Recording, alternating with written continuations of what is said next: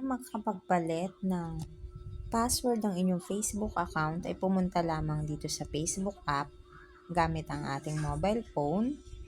Pagkatapos nito ay i-click natin tong 3 lines dito sa gawing kanan.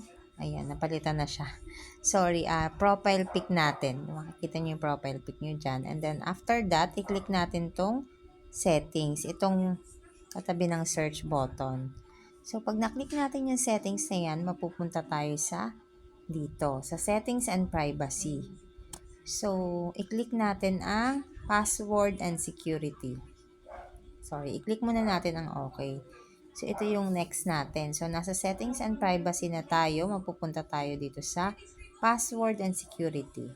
So, pag click natin yung password and security, mapupunta tayo dito sa next screen na to. So, click natin ulit, password and security. And then, ito na yung change password. So, i-click nyo yung account nyo, yung Facebook account nyo na gusto nyo palitan yung password. Ayan. So, ganito yung pag-access ng change ng Facebook password gamit ang ating mobile phone.